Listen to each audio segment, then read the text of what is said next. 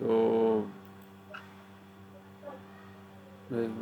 अच्छा, ओव्यूलेशन हमारे पास इसमें यह है कि follicular rupture at secondary oocyte released caused by sudden luteinizing hormone release, LH surge at mid-cycle. Estrogen normally inhibits LH release, but high estrogen at mid-cycle transiently stimulates the luteinizing hormone release and LH surge and ovulation.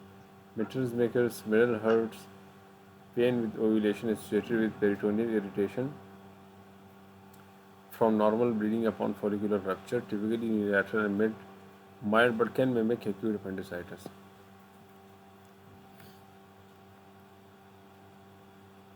तो ये जो हमारे पास LH surge है ये trigger करता है ovulation को ना, और होता ये है कि रप्चर होता है ओवेरियन फोलिकल का और उससे सेकेंडरी oocyte रिलीज होते हैं, और वो फिर जो LH सर्ज है ये ओव्यूलेशन को ट्रिगर कर रहा होता है, ठीक है। तो ये मिड साइकिल में होता है, और LH सर्ज होता क्यों है, क्योंकि नॉर्मली ना हमारा एस्ट्रोजन जो है वो इनहिबिट करता है LH को, लेकिन जब मिड साइकिल तक बात पहुंचती है तो वहाँ पे एस्ट्रोजन का लेवल बहुत ज़्यादा हो जाता है, तो वो स्विच टू पॉजिटिव फीडबैक वाला सीन हो जाता है। तो वो फिर आपकी जो वो है क्या बोलते हैं उसको, ओव्यूलेशन को कॉज कर देते हैं। तो पहले फॉलिकल ग्रोथ है, फिर एस्ट्रोजन इंक्रीज़ होता है, फिर बहुत ज़्यादा इंक्रीज़ हो जाता है, फिर LH सर्ज होता है, फिर ओव्यूलेशन होता है। ये एक सीक्वेंस है। और मिडल पेन या मिकल्स मेकर जर्मन वर्ड है, बेसिकली स्मॉल ब्लीडिंग होती है फॉलिकल रप्चर से ना, और वो इरिटेट करते हैं पेरिटोनियम को। तो यही बात इन्होंने दी हुई है। यूजुअली यूनिलैटरल होता है और अपेंडिसाइटिस की तरह उसको मिमिक करता है। अच्छा, और क्या है इसमें, और तो कुछ नहीं है ना।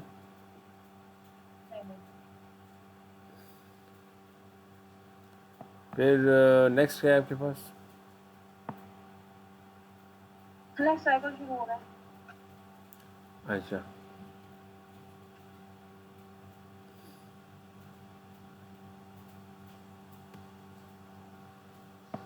तो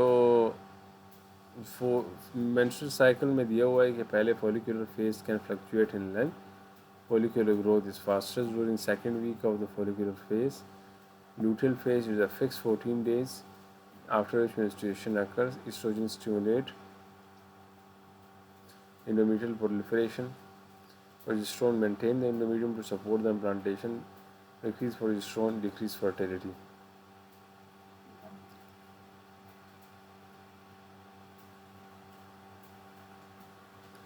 तो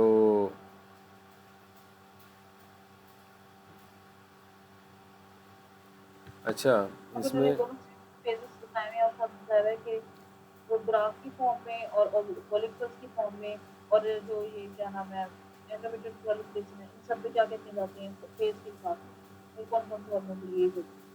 ये बताया मैंने फेजेस ऑफ ओवेरियन साइकिल पे ओवरीज में क्या चेंज आएगा, फिर यूट्राइन साइकिल फिर यूट्रस के ऊपर क्या चेंज आएगा सही है। साइकिल के साथ। तो ये पहली अगर आप देखिए पहले जो मतलब ये है कि पहले मतलब ये सब मेंस्ट्रुअल साइकिल का बेसिकली जो पर्पज़ है ना वो ये है कि यूट्रस को फर्टिलाइजेशन या प्रेगनेंसी के लिए प्रिपेयर करें। सही है, जो 28 डे का साइकिल है और हम इसको दो हाफ में डिवाइड करते हैं ना। तो अगर आप देखें डे 1 में क्या हो रहा है कि एक मिनट ज़रा मैं ये डेज के हिसाब से, हाँ, तो डे 1 पे ओव्यूलेशन और फॉलिकुलर फेस। अच्छा, ये हो गया आपका अ,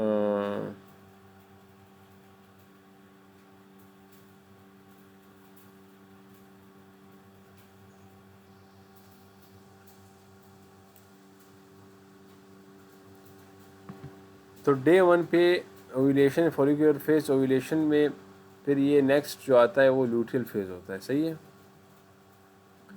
और एक फॉलिकुलर फेज एक लूटियल फेज है। फिर अगर आप देखिए यानी कि फॉलिकुलर फेज को ओव्यूलेशन हो गई है, और ओव्यूलेशन के रिज़ल्ट में डे 1 पे आपके पास जो है, और ये होती क्यों है, क्योंकि FSH जो है ना ये इसको स्टिमुलेट कर रहा होता है। तो जो फॉलिकल ग्रो कर रहा होता है उसके साथ साथ एस्ट्रोजन भी इंक्रीज़ हो रहा होता है, और फाइनली डोमिनेंट फॉलिकल जो है वो डेवलप हो जाता है। ठीक है। अच्छा, फिर लेंथ ऑफ द जो साइकिल है वो वेरी करता है ना, लेकिन ऑब्वियसली अराउंड 14 डेज तक ये बात चल जाती है। वहाँ पर फिर आपके पास LH सर्ज आ जाता है, और ये इसके रिजल्ट में सेकेंडरी oocyte जो है वो रिलीज हो जाते हैं। सही है। तो फिर लूटियल फेज में क्या हो रहा है कि आपके पास मेंस्ट्रुएशन वाला फेज है ना, ये ओव्यूलेशन के बाद नेक्स्ट फिर क्या है, मेंस्ट्रुएशन है, और स्टिमुलेटेड बाय ल्यूटिनाइजिंग हार्मोन ना। तो होता ये है, कार्पस लूटियम बन जाता है, प्रोजेस्टेरोन जो है इंक्रीज हो जाते हैं, और ये हमेशा 14 डेज पे होता है। फिर अगर आप यूट्राइन साइकिल की बात करें तो इसमें प्रोलिफरेटिव फेज है जो कि फॉलिकुलर फेज में हो रहा होता है, और इस पर जो हार्मोन्स है मेनली ईस्ट्रोजन इंडोमीट्रियम ग्रो कर रहा होता है, यूट्रस जो है उसकी लाइनिंग थिक हो जाती है, और ये ल्यूटियल फेज में हो रहा होता है। हार्मोन जो है वो प्रोजेस्टेरोन है, इफेक्ट इसका इंडोमीट्रियम जो है ना वो सिक्रीटरी हो जाता है, और यूट्रस को प्रिपेयर करता है फॉर इम्प्लांटेशन। अगर फर्टिलाइजेशन नहीं होगी तो कार्पस लूटियम जो डिजेनरेट हो जाएगा, और प्रोजेस्टेरोन जो है वो भी कम और एस्ट्रोजन भी कम, तो इंडोमीट्रियम शेडिंग शुरू हो जाती है, मेंस्ट्रुएशन बोलते हैं हम इसको। ओवरऑल अगर आप देखें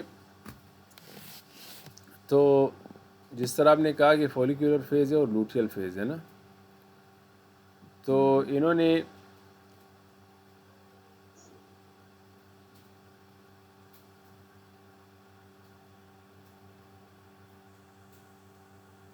ये जो 0 to 14 है, ये पार्ट ऑफ द साइकिल जो ये वेरी कर सकता है, लेकिन 14 to 28 डेज़ का जो साइकिल ये फिक्स्ड होगा, एक बात। और दूसरी बात 21 to 35 डेज़ का रेंज है साइकिल का, इसके बीच में होता है। अच्छा, फिर अगर आप देखें ये जो पहले वाला हाफ होता है इसको हम फॉलिकुलर फेज बोल रहे हैं, दूसरे वाले हाफ को लूटियल फेज बोल रहे हैं, जिस तरह हमने बात की ना। तो अराउंड 14 डेज पे पहले सर्ज और ओव्यूलेशन। अब ओवरी को दिखाया हुआ है, फेजेस ऑफ ओवेरियन साइकिल लिखा है, उसके नीचे अगर आप देखो हाइपोथैलेमस शो किया है, कहते हैं GnRH वहाँ से रिलीज़ हुआ। GnRH जो है ना उसने एंटीरियर पिट्यूटरी पे और पोस्टीरियर पिट्यूटरी से FSH एंड बल्कि एंटीरियर पिट्यूटरी से FSH एंड LH रिलीज़ किया। पोस्टीरियर से तो सिर्फ 2 हार्मोन्स है ना, वो तो अलग है। अच्छा, ADH एंड ऑक्सीटोसिन। अभी अगर एंटीरियर पिट्यूटरी से FSH LH आपने रिलीज़ कर दिया तो यहाँ पर हमारे पास ना जो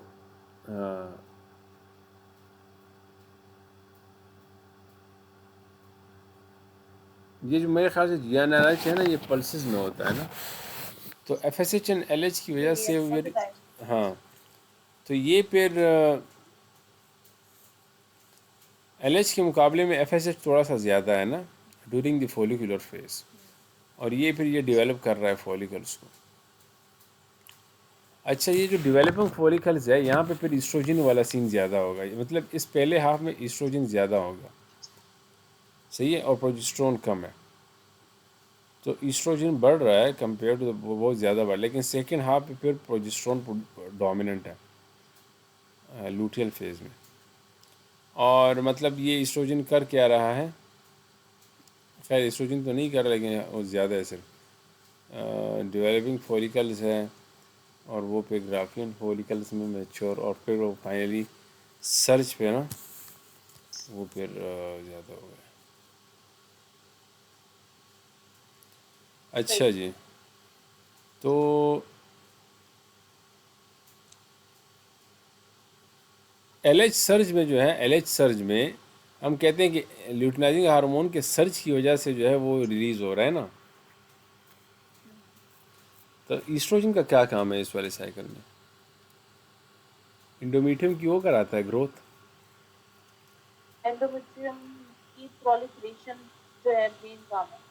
जो फॉलिकुलर फेज में एंडोमेट्रियम प्रोलिफरेशन होनी है वो एस्ट्रोजन ने करानी। उस टाइम पे प्रोजेस्टेरोन बहुत कम होता है, जो पहला पार्ट है ना साइकिल फॉलिकुलर फेज में, हम्म। उसमें एस्ट्रोजन ज्यादा होता है और प्रोजेस्टेरोन बहुत कम होता है। प्रोजेस्टेरोन मेनली रिलीज होता है कॉर्पस ल्यूटियम से।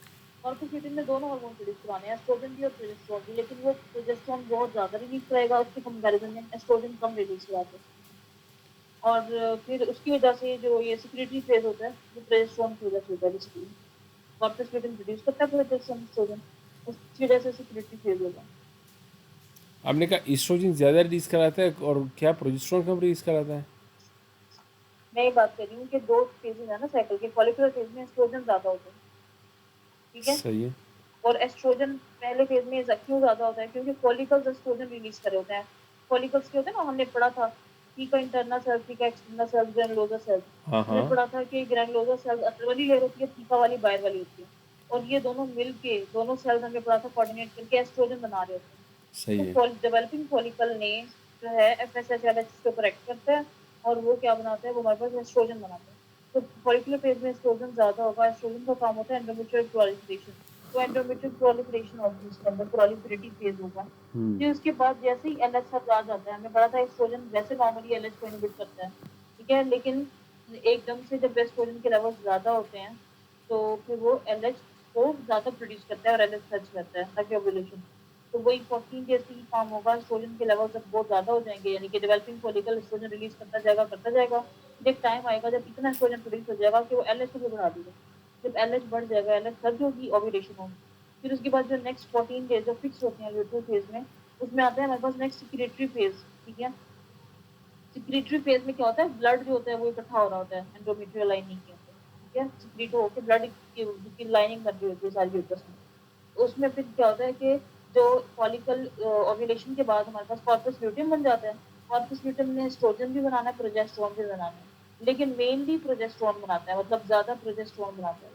तो प्रोजेस्टेरोन ज्यादा होगा। देखिए इस लाइन में देखिए, एस्ट्रोजन का जरा ऊपर की तरफ है और प्रोजेस्टेरोन का भी ऊपर की तरफ, लेकिन प्रोजेस्टेरोन का ज्यादा ऊपर है।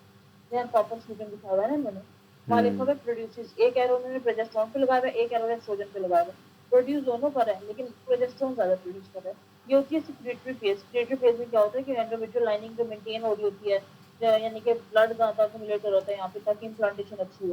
ये होती है सिक्रेटरी फेज। ग्लैंड सिक्रीशन बना रहे होते हैं ना अपनी बेसिकली। अच्छा, ये हो जाता है। उसके बाद फिर जब प्रोजेस्टेरोन कॉर्पस ल्यूटियम डीजनरेट होना शुरू होता है, तब कौन प्रोजेस्टेरोन भी बनना बंद हो जाएगा। तो प्रोजेस्टेरोन बनना बंद हो जाएगा, तो जो एंडोमेट्रियल लाइनिंग जो मेंटेन करा था प्रोजेस्टेरोन, वो नहीं कर सकेगा और ये वॉल जो होती है शेड ऑफ होना शुरू हो जाएगी, ठीक है। सही। वो मेंस्ट्रुअल फेज होता है। ये पूरा साइकिल होता है। ठीक है, ठीक है, ठीक है, ठीक है। तो बस ये मेंसेस मेंसेस जो है ये पे इन्होंने 0 to 14 डेज में भी इन किए हुए हैं ना, मतलब ये देखें, menses proliferative secretory again menses. तो ये जो 0 to 14 डेज है, इसके जो इनिशियल डेज है, क्या हम ये कह सकते हैं कि ये मेंसेस वाले डेज हैं? जी ऐसे ही है। ठीक है, ओके। वॉल शेड ऑफ, जब क्योंकि वॉल शेड ऑफ हो रही होती है, इतने में अगला फॉलिकल आ जाता है 28 डेज के बाद, जितने दिन का भी साइकिल है। अभी पिछली वॉल शेड ऑफ हो रही होगी, फिर फॉलिकल आना शुरू होगा। जैसे ही ऊपर फॉलिकल आएगा और वो ग्रो करना शुरू करेगा, एस्ट्रोजन बनेगा, फिर प्रोलिफरेशन शुरू हो जाएगी। तो सही एंड है। वाले डेज और शुरू वाले डेज ये हमने मैसेज में काउंट करते हैं मेंस्ट्रुअल साइकिल में। बाकी दोनों दूसरे होते हैं। बस ये पहले फेज़ में जो ग्लैंड्स है, स्ट्रोमा है और ब्लड वेसल्स है, ये वो फेज़ है जिसमें जी ईस्ट्रोजन का अहम रोल है, ठीक है। यही में मतलब ये जो मेंस्ट्रुएशन जो है ना, इसको फॉलो कर रहा है एंडोमेट्रियल प्रोलिफरेशन, सही है। आहिस्ता आहिस्ता एंडोमेट्रियम प्रोलिफरेट हो रहा है, और इसमें ही glands, sir. Blood vessels and stromas ये आ रहे हैं, ठीक है। ईस्ट्रोजन मेन हार्मोन है इसके लिए। फिर अगर आप देखें ये जो सिक्रीटरी फेज़ है, ये जो ओव्यूलेशन के बाद हो गया, ठीक है, सिक्रीटरी फेज। और इसमें जो प्रोजेस्टेरोन है वो इनहिबिट कर रहा है हमारे मतलब वो inhibits the proliferation of endometrium करा रहा है, यानी कि प्रोलिफरेशन को इनहिबिट कर रहा है। और वॉल को प्रिपेयर कर रहा है फॉर इम्प्लांटेशन। यहाँ पर आपके पास ब्लड वेसल्स जो है वो ग्रो करेंगे और कॉयल हो जाएंगे, ठीक है। ये इम्पोर्टेंट है।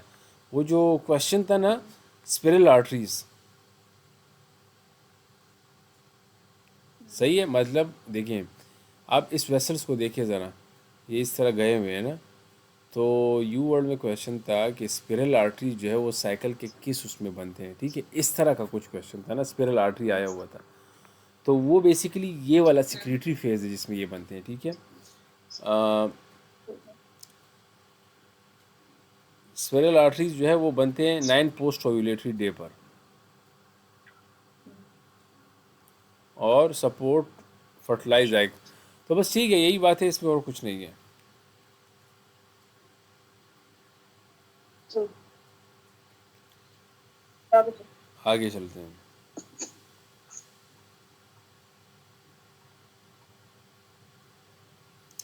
ऑलराइट, सो फिर आगे बात करते हैं हम लोग किस चीज़ पर, एबनॉर्मल यूट्राइन ब्लीड पर। और ये कह रहे हैं कि is basically deviation from the normal menstruation volume, duration, frequency, regularity और इंटरमेंस्ट्रुअल ब्लीडिंग। पाम को इन स्ट्रक्चर कॉजेज़ में कहते हैं कि स्ट्रक्चर पॉलिप हो सकता है, एडिनोमायोसिस हो सकता है, लियोमायोमास हो सकते हैं, मेलिग्नेंसीज हो सकती है, हाइपरप्लेजियस नॉन स्ट्रक्चरल में फिर ये है कि कोविलोपैथी है, ओव्यूलेटरी है, endometrial, hydrogenic, not yet classified. So terms such as like dysfunctional uterine bleeding, amenorrhagia, metrorrhagia, polymenorrhea, oligmenorrhea are no longer recommended. तो नॉर्मल यूट्राइन ब्लीडिंग का इन्होंने यहाँ पे डिफरेंट वो दिए हुए कॉजेज दिए हुए हैं, अगर वॉल्यूम, ड्यूरेशन या फ्रिक्वेंसी वगैरह में चेंज आए तो हो सकता है।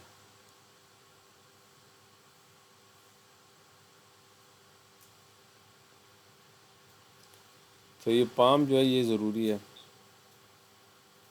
जी।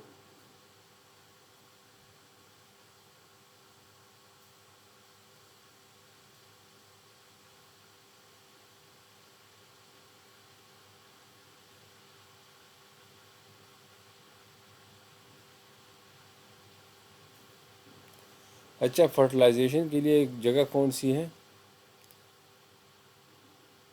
अब बात करते हैं उस पर, ठीक है। फ्लोपिंग लूप। हाँ, मोस्ट कॉमनली कहते हैं प्रेगनेंसी में जो फर्टिलाइजेशन है मोस्ट कॉमनली होता है in upper end of the fallopian tube at ampulla, occurs within 1 day of ovulation, and implantation in the uterine wall occurs 6 days after fertilization. ठीक है। फेलोपियन ट्यूब में with in the ampulla 1 day में हो जाता है, और implant जो हो रहा है यूट्रस के वॉल में वो है 6 डेज के अंदर। So since cytotrophoblast secrete HCG which is detectable in blood 1 week after fertilization and home urine test 2 weeks after fertilization. तो सिंस HCG जब रिलीज़ होता है उसी से हम डिटेक्ट करते हैं कि यूरिन टेस्ट पॉजिटिव है या नहीं है।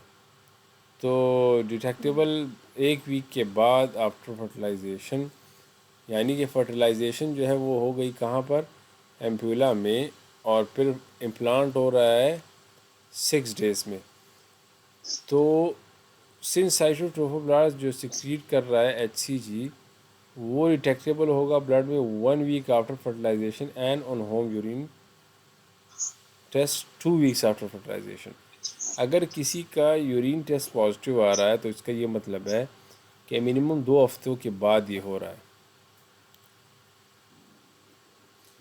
Embryonic developmental age time since fertilisation use in embryo.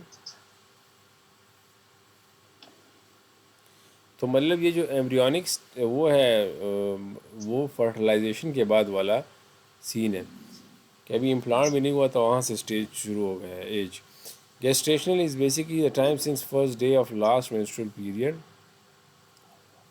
Used clinically, gravidity is gravida, number of pregnancies, parity is the number of pregnancies that result in live birth. And placental hormone secretion generally increase over the course of pregnancy.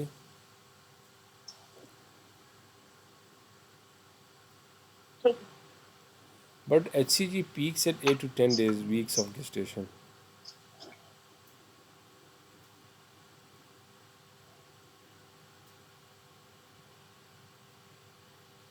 सही है। अभी उन्होंने सारी चीज़ें बताई हैं कि makeup registration के साथ क्या-क्या चेंजेस आते हैं। गूगल 7 तो जो ब्लू वाली लाइन दिखाई वो एचटीटी के लिए है। एचटीटी जो होता है ना हमारे पास पहले कॉर्पस लूटियम से रिलीज़ हेलो? जी जी जी जी। तो उन्होंने बताया कि main source of funding compensation HTT जो रिलीज़ हो रहा है ना पहले कॉर्पस लूटियम पे ट्रांजिशन % था। जो आहिस्ता-आहिस्ता 7 टू 8 वीक्स में मैक्सिमम पे जाता है फिर उसके बाद फॉल करना शुरू कर जाता है एचटीटी के अलावा ठीक है? तो 7 टू 8 पे पीक पे जाएगा फिर फॉल करेगा। ये आगे आ जाए इसके जो अगला हार्मोन है ह्यूमन प्लेसेंटल लैक्टोजन भी आ गई। हम्म। ह्यूमन प्लेसेंटल लैक्टोजन आहिस्ता-आहिस्ता जो होता है ये जो ग्रीन वाली लाइन है ना ये हमारा ह्यूमन प्लेसेंटल लैक्टोजन है। ये वाली जो लाइन है देखिए ग्रीन वाली आहिस्ता-आहिस्ता बढ़ेगी, बढ़ती जाएगी और एट डेट है यानी कि बिल्कुल पीक पे आके डिलीवरी के बिल्कुल करीब ह्यूमन प्लेसेंटल लैक्टोजन 1 दिन से ज़्यादा बढ़ जाएगा, ग्रीन वाला। थोड़ा-सा पीक आ गई है। फिर प्रोलैक्टिन का भी ख्याल है, प्रोलैक्टिन भी आहिस्ता-आहिस्ता बढ़ता रहता है। फिर प्रोजेस्टेरोन हमें पता है प्रोजेस्टेरोन एक तो शुरू में बढ़ता है, फिर आहिस्ता-आहिस्ता बढ़ता रहेगा ताकि एंडोमेट्रियल लाइनिंग मेंटेन रहे और प्रेगनेंसी जो है हमारी वो एबॉर्ट ना हो जाए। इसलिए प्रोजेस्टेरोन पीक पे क्यों है शुरू में थोड़ी-सी जो पीक दिखाई है मैंने 7 वीक के ऊपर रेड लाइन वो इसलिए क्योंकि कॉर्पस लूटियम इससे ज़्यादा जनरेट कर रहा था। ऐसा-ऐसा फिर कॉर्पस लूटियम अगर डीजनरेट होता रहता है तो फिर मेन सोर्स प्रोजेस्टेरोन का प्लेसेंटा हो जाता है, ठीक है? सही है। बेसिकली ना 7 टू 10 वीक्स के बाद देखिए जो हमारे टॉकिंग के मैंने जो एरो बनाई उसके बाद हर हार्मोन का मेन सोर्स प्लेसेंटा है। उससे पहले कॉर्पस लूटियम वाला फेज होता है तो ट्रांजिशन होती है यानी कि कुछ कॉर्पस से कुछ प्लेसेंटा से। लेकिन जो 10 वीक्स के बाद जितने भी हार्मोन रिलीज होंगे वो प्लेसेंटा से होंगे मतलब प्लेसेंटा लैक्टेशन भी, प्रोलैक्टिन भी, प्रोजेस्टेरोन भी और एस्ट्रोजन भी। उससे पहले ये कॉर्पस लूटियम की रिलीज होती है। सही है, मतलब आप एचसीजी ये जो कहें होता है कार्पस लूटियम 8 टू 10 वीक के उसके बाद प्लेसेंटा ये रोल प्ले करता है। हाँ, प्लेसेंटा रोल प्ले करता है। और एचसीजी बाकी हार्मोन सारे आहिस्ता-आहिस्ता बढ़ते रहते हैं।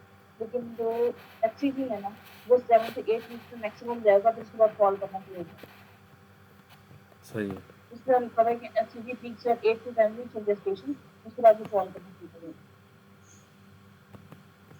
तो ईस्ट्रोजन बस भी ठीक बढ़ रहा है ना, ईस्ट्रोजन अगर आप देखें ये भी उसके साथ ही बढ़ रहा है। तो मतलब ईस्ट्रोजन क्योंकि देखो बेसिकली ग्लैंड्स और ब्लड वेसल्स को बढ़ा रहा है वॉल में, और प्रोजेस्टेरोन उसको मेंटेन कर रहा है। जी ऐसे ही जी और प्रोलैक्टिन जो है वो प्रोलैक्टिन फिर ये है कि जिस तरह हमने कहा था ना, फैमिली प्लान हाँ, हाँ कि सही है वो मतलब लैक्टेशन तो नहीं हो रही, क्योंकि वहाँ पर उसको इनहिबिट कौन कर रहा था, हमारे जो क्या कहते हैं प्रोजेस्टेरोन प्रोजेस्ट्रो प्रोजेस्टेरोन हाँ, एस्ट्रोजन दोनों प्रोजेस्ट्रोन हमने इस दोनों में पढ़ा था। एस्ट्रोजन दोनों जो होते हैं उसको इनहिबिट करके रखते हैं। मतलब प्रोलैक्टिन का तो उनका रोल ये होता है कि इन्होंने प्रोलैक्टिन तो बनवाना होता है लेकिन ब्रेस्ट के ऊपर एक्शन नहीं होने देते क्योंकि सारे रिसेप्टर्स को ओवरराइड करते हैं। जी इनहिबिट करते हैं प्रोलैक्टिन के इफेक्ट को और द ब्रेस्ट। अच्छा, और बस आई थिंक इसमें यही चीज़ें थी, और तो कुछ नहीं है इसमें। नहीं फिजियोलॉजिकल चेंजेस ठीक है, तो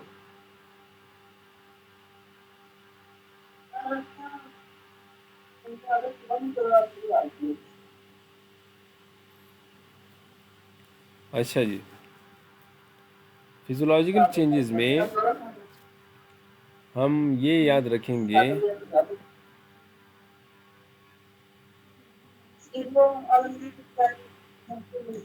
देखिए ये बात इंपॉर्टेंट है कि जो एम्ब्रियोनिक या डेवलपमेंटल एज है ना, ये time since birth since fertilization, ये फर्टिलाइजेशन से हम स्टार्ट लेंगे एम्ब्रियोनिक या डेवलपमेंटल एज को।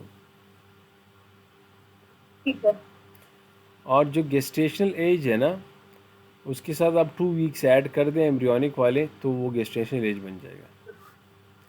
यानी कि अगर आपने किसी बच्चे का गेस्टेशनल एज मालूम करना है, सही है, तो उसका आपने जो एम्ब्रियोनिक एज है उसके साथ 2 वीक्स ऐड कर देने। 2 वीक्स माइनस कर दें नहीं, ऐड करने time since first day of the last menstrual period सही है, 2 वीक्स। गेस्टेशन में 2 वीक्स ऐड करेंगे तो डेवलपमेंटल एज होता है। हाँ, देखिए देखिए देखिए, ये आप जो ओव्यूलेशन है वो तो 2 हफ्ते के बाद यूजुअली होती है ना, अराउंड 14 डेज। तो अराउंड वही तो कह रही 40। हूँ, गेस्टेशन हाँ, प्लस 2 वीक्स आएगा। Gestation gestational age plus 2 weeks is equal to embryonic age. उल्टा बता दिया। गेस्टेशनल नहीं एज नहीं is equal to embryonic age plus 2 weeks. और उसकी कैसे? वजह उसकी वजह मैं बता रहा हूँ। एम्ब्रियोनिक एज वो एज है जो आप फर्टिलाइजेशन के बाद करते हो। तो फर्टिलाइजेशन जो हो रही है वो तो एग तो 2 हफ्ते के बाद रिलीज हो रही है ना। तो हम्म, फर्टिलाइजेशन हुई 14 दिन पे, सही है, ओवर रिलीज हुआ। हम्म, जैसे ही रिलीज हुआ, लेट से एक हम्म, दिन के अंदर फर्टिलाइजेशन हो गई। हाँ, तो अब इसके साथ आप 2 वीक्स ऐड कर दे तो ये गेस्टेशन हो जाता है। वो जो गेस्टेशन जो साइक्लिकल है ना, उसके 2 वीक्स इसके साथ आप ऐड कर दो। देखिए, फर्टिलाइजेशन हम ओवा प्लस स्पर्म के फर्टिलाइजेशन को बोलते हैं ना, कि आपस में वो हो गए। तो ये जो ओवर रिलीज हो रहा है तो 14 डे पे हो रहा है ना। तो अगर आपने ये वाला एज बिल्कुल। मालूम करना है तो ये फर्टिलाइजेशन से आपसे स्टार्ट करना है। एम्ब्रियो का एम्ब्रियो बन रहा है, ओवर जो रिलीज हो रहा है 14 डे पे हो रहा है अराउंड। तो एम्ब्रियो ठीक है। एज के लिए आप एग रिलीज से रिलेटेड बात करें, लेकिन गेस्टेशनल एज से रिलेटेड आपने साइकिल को फिर देखना है कि साइकिल शुरू कहाँ से हो रहा है, तो मेरी उसमें बात फिर सुने, हाँ। मेरी बात सुने, अगर 14 डेज पे ये फ्यूजन होती है हम्म। तो उस तो ये हमारे पास वो सिंस फर्स्ट डे, जो फर्स्ट डे हम बता रहे हैं ना कि लास्ट मेंस्ट्रुअल पीरियड का फर्स्ट डे, तो हम्म। फर्स्ट डे पे अगर वो लास्ट डे था, उसके 14th डे पे जाके हमारे पास क्या हुई? ओव्यूलेशन। क्योंकि ऑफ कोर्स पहले शेडिंग होगी, ठीक है, फर्स्ट डे होगा लास्ट मेंस्ट्रुअल पीरियड का, उसके 2 वीक्स के बाद फर्टिलाइजेशन है। तो हमारे पास जो last gestational age plus 2 weeks होना चाहिए ना। हम्म। अब इस तरह तो नहीं हो सकता, लेकिन अब इस तरह तो नहीं हो सकता कि 14th डे पे फ्यूजन हुई है, उस 14th डे के 2 वीक्स के बाद शेडिंग हो जाए, क्योंकि जब फ्यूजन होगी उसके बाद तो शेडिंग होगी नहीं। फिर तो एंडोमेट्रियम हमारे पास मेंटेन रहेगी। अगर हम लोग देखें कोई भी लास्ट मेंस्ट्रुअल पीरियड का अगर फर्स्ट डे हमारे पास, उसके 14th डे पे ओव्यूलेशन हो रही है, 14th डे पे जब ओव्यूलेशन हो रही है, इसका मतलब है कि उस जो डे हमने बात की last day of first menstrual cycle, उसके 14 दिन के बाद होगी ना ओव्यूलेशन, 14 दिन के बाद फ्यूजन होगी। तो हमने जो फर्स्ट डे है यानी कि गेस्टेशनल वाली एज, उसके अंदर 2 वीक्स ऐड करेंगे तो हमारे पास क्या बनेगा? एम्ब्रियोनिक। नहीं, ऐसा नहीं है। कॉन्सेप्ट आपका एक ठीक है, मिनट मुझे लेकिन एक मिनट आपने वो जो ड्यूरेशन है वो मेरे ख्याल से उसमें गड़बड़ कर एक दी। मिनट देखिए, आप एक मिनट मुझे मुझे एक मिनट दें, मुझे 30 सेकंड दें, मैं इसको जरा दिमाग लगा के सोचूं। मुझे 30 सेकंड।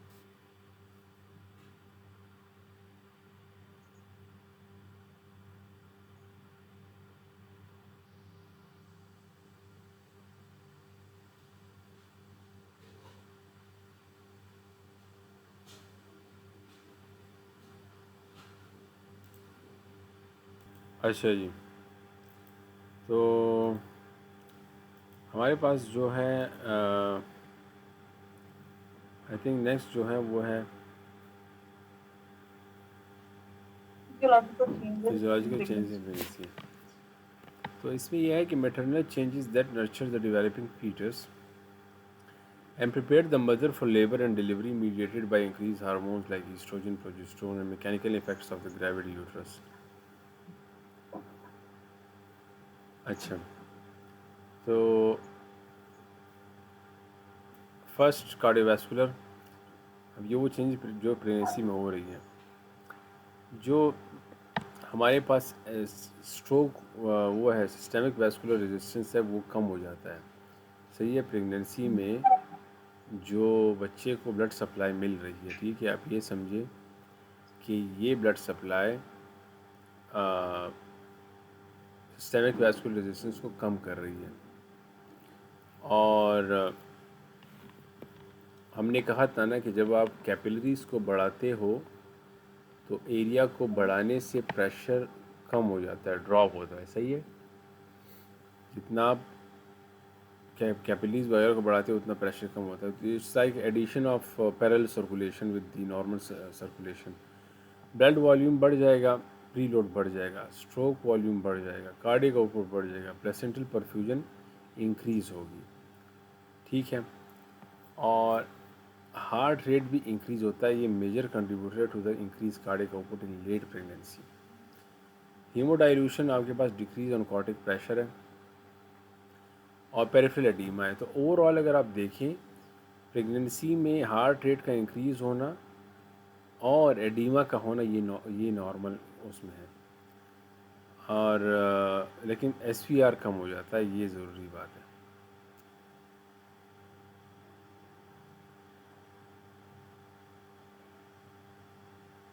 अच्छा, फिर अगर हम बात करें प्लेसेंटा पैरेलल उसमें आता है, सही है। अगर एक नॉर्मल वुमेन है और एक प्रेग्नेंट वुमेन है, तो प्रेग्नेंट वुमेन में जो प्लेसेंटा है ये पैरेलल सर्कुलेशन में आएगा और रेजिस्टेंस कम करेगा। फिर बात करते हैं इंडोक्राइन पर, और इंडोक्राइन में हम बोलते हैं कि इंक्रीज इंसुलिन है, increase insulin resistance and secretion, increase lipolysis and fat utilization, and to preserve the glucose and amino acid for fetus. Pituitary enlargement, electrotroph hyperplasia, increase total binding globulin and increase CBG. CBG इस क्या वो है, collagen binding globulin है, क्या है CBG? And increase, corticosteroid binding globulin. सही है, corticosteroid binding globulin and also increase in SHB, which Sex is the, hormone binding, huh? sex hormone binding globulin. Okay, सारे सेक्स जितने भी hormone binding binding globulin, globulins होंगे वो ज़्यादा हो जाएंगे। सही है। तो ओवरऑल अगर हम ये कहें कि प्रेगनेंसी में चूंकि बच्चे को ग्लूकोज ज़्यादा मतलब नीड्स बढ़ गई ना, तो अब नीड बढ़ने के लिए फैट भी टूटेंगे, सही है, लाइपोलाइसिस भी होगी और उसकी भी यूटिलाइजेशन होगी। तो ओवरऑल इंसुलिन हमें कम चाहिए, ग्लूकोज ज़्यादा चाहिए, इसी वजह से इंसुलिन जो है उसको उसके लिए रेजिस्टेंस बढ़ जाती है। तो और बाइंडिंग ग्लोबुलिन जो है मतलब प्रेगनेंसी में जो सिंथेसिस ऑफ प्रोटीन्स है बाय द लिवर, ये जितने भी ग्लोबुलिन है, सही है, तो ये बढ़ जाते हैं। ठीक है। अच्छा, फिर हमारे पास है गैस्ट्रोइंटेस्टाइनल सिस्टम, और उसमें मोटिलिटी जो है जीआई की वो कम हो जाती है, लोअर इजोफेजियल स्फिंक्टर की टोन कम हो जाती है, gall bladder stasis, predisposes to constipation, gastrooesophageal reflux disease and gall stone. ठीक है। तो ओवरऑल जो है हमारे पास जीआई से रिलेटेड अगर हम बात करें तो हम ये कहेंगे कि टोन कम है जिसकी वजह से जर्ड है। गाल ब्लैडर पे अगर आप देखें, ईस्ट्रोजन बेसिकली कोलेस्ट्रॉल की सिक्रीशन को बढ़ा देता है बाइल में ना, और प्रोजेस्टेरोन जो है वो गाल ब्लैडर की मोटिलिटी को कम करता है। ये दोनों फैक्टर्स कोलीलिथियासिस के लिए बहुत इंपॉर्टेंट है।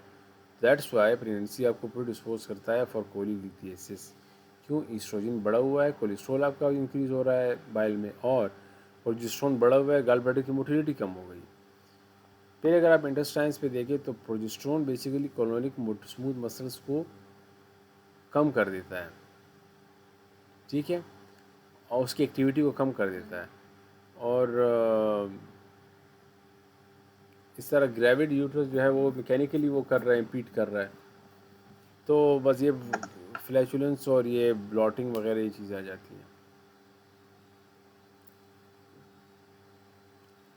और इसमें फिर हेमराइड के रिस्क भी बढ़ जाते हैं, क्योंकि ग्रेविड यूट्रस है तो वो वीनस प्रेशर को बढ़ा देता है। बस ये हमारे पास जीआई से रिलेटेड था। हीमेटोलॉजिकली अगर आप बात करें तो डाइल्यूजनल एनीमिया है, ऑब्वियसली अगर वॉल्यूम बढ़ गया है तो आपके पास एनीमिया डाइल्यूजनल होगी, और प्लाज्मा वॉल्यूम बढ़ जाएगा, आरबीसी मास बढ़ जाएंगे, हाइपर कोआगुलेबल स्टेट है, जो आपके पास ब्लड लॉस है वो कम है, यानी कि आपने उसको प्रिपेयर करना है मदर को फॉर डिलीवरी, तो ब्लड लॉस कम होगा। That's why hypercoagulable state of pregnancy, इसमें प्रो अच्छा। कोगुलेंट बढ़ते हैं और एंटी कोगुलेंट कम होते हैं। माइक्रो न्यूट्रिएंट जो है उसकी रिक्वायरमेंट बढ़ जाती है, प्रीडिस्पोज करता है to iron and folate, important बात है, ठीक है। तो प्रेग्नेंट वुमेन के लिए आयरन और फोलेट का लेना ज़रूरी है ताकि उसका आयरन और फोलेट दोनों बराबर हो।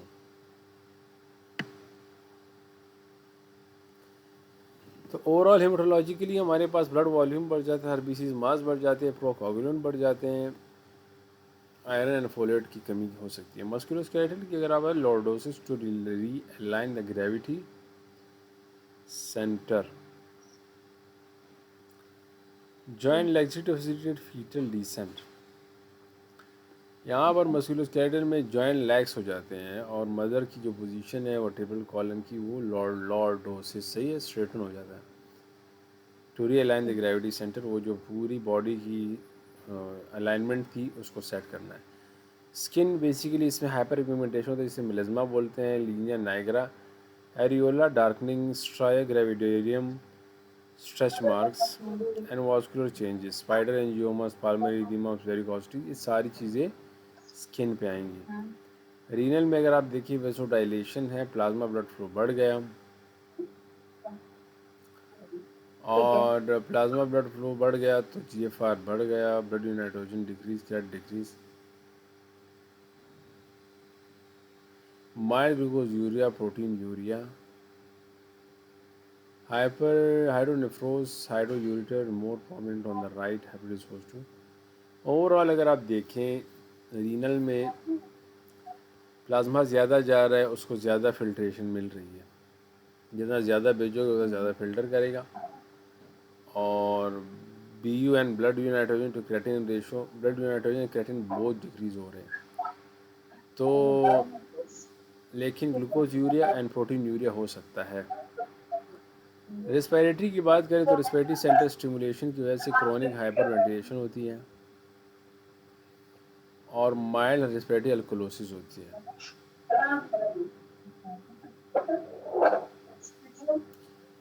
और ये इंपॉर्टेंट है कि आपने फीटल CO2 को भी एलिमिनेट करना है तो रेस्पिरेटरी रेट बढ़ जाता है, ठीक है जी। ब्लड यूरिया नाइट्रोजन और क्रिएटिनिन कम होगा, यूरेटर और पेल्विस डायलेट करेंगे, और हाइड्रोयूरेटर हाइड्रोनेफ्रोसिस प्रीडिस्पोज टू पायलोनेफ्राइटिस। और ये क्यों करते हैं डायलेट? क्योंकि एस्ट्रोजन जो होता है ना, यूरेटर पेरिस्टाल्सिस जो होती है उसको इनहिबिट करता है। यूरेटर से जो यूरिन फ्लो कर रहा होता है ना, यूरेटर की पेरिस्टाल्सिस हो होती है, वो इनहिबिट कर देता है एस्ट्रोजन। जब इनहिबिट करेगा तो ऑफकोर्स वो जो यूरिन है वो आगे नहीं जाएगा। यूरेटर उसके वजह से फिर पेल्विस के सेक्शन में डायलेट करेंगे, हाइड्रो यूरेटर हो गई, पाइलोनेफ्रोसिस, पाइलोनेफ्रोसिस हो गई, हाइड्रोनेफ्रोसिस पाइलोनेफ्राइटिस। हाँ जी, तो ये बेसिकली प्री डिस्पोज करता है पायोनेफ्राइटिस को, अगर आपके पास स्टेसिस ऑफ यूरिन हो रहा है और वो मोटिलिटी कम है यूरेटर की। अगर फिर आप बात करें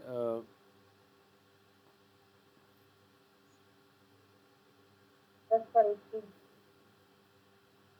respiratory centre stimulation, chronic hyperventilation, serious respiratory losses होगी, fetal carbon dioxide elimination, सबसे ज़्यादा जो है कॉमन वेज है। ओके ठीक है, आगे चलते हैं।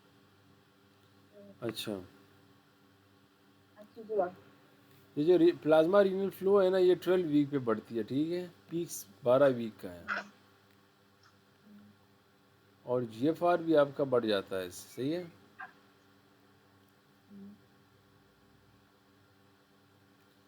तो फिर लेटर मतलब गेस्टेशन में लेटर जो डाइल्यूशनल रिडक्शन होता है ना सीरम एल्बुमिन के लेवल पे, तो प्लाज्मा ऑनकोटिक प्रेशर वो कम हो जाता है फिर, और यही चीज़ फिर प्रमोट करता है फिल्ट्रेशन को और भी।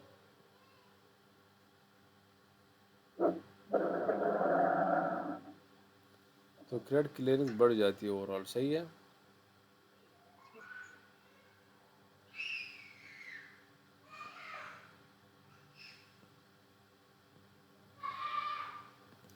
फिर बात करते हैं हम HCG ह्यूमन कोरियोनिक गोनेडोट्रोफिन पर ना।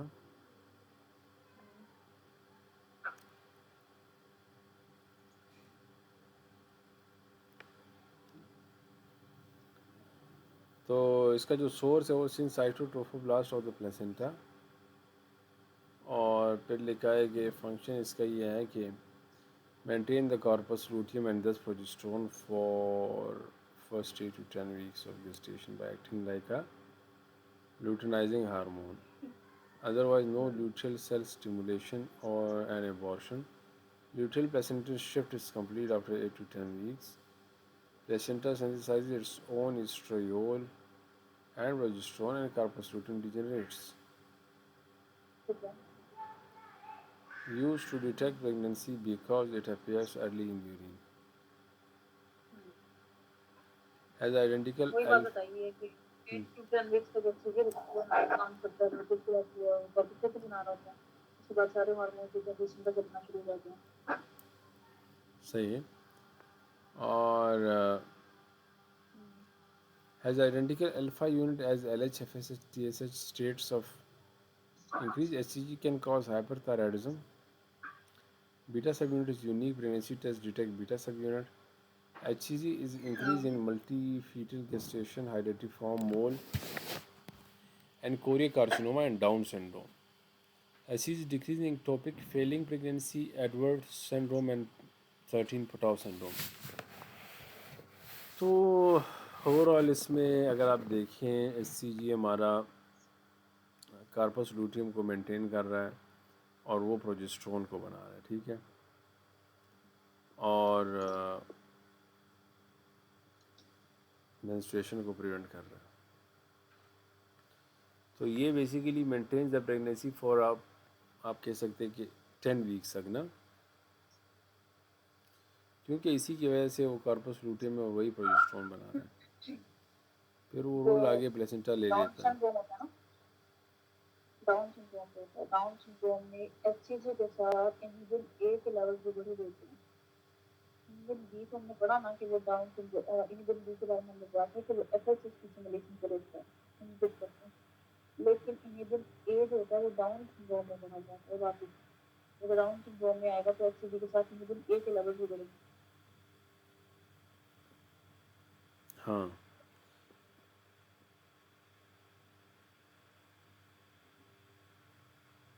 ये बात भी इसकी ज़रूरी है कि इसका जो अल्फा यूनिट है ना वो इट्स जस्ट लाइक है LH, FSH एंड TSH, ठीक है। और ये इंक्रीज बीटा HCG की वजह से आगे हाइपरथायराइडिज्म भी पॉसिबल है। ठीक, आगे हमें क्वेश्चन लगता है।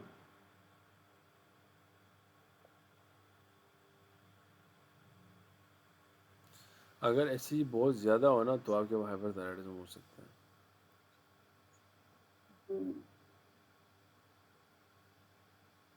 और ये जो इंसुलिन रेजिस्टेंस होता है ना, ये बेसिकली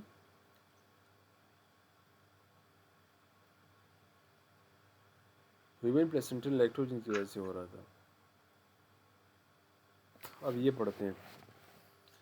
तो हमारे पास है human placental lactogen, also called human chorionic somatomammotropin. So source of since cytotrophoblast of the placenta, function इसका promotes the insulin resistance to supply growing fetus with glucose and amino acids. Concurrently stimulate insulin secretion, inability to overcome insulin resistance, and gestation diabetes.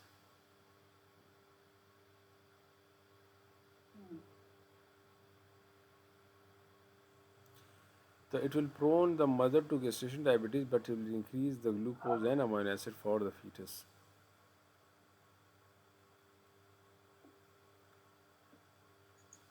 तो फिर हमारे पास क्या है,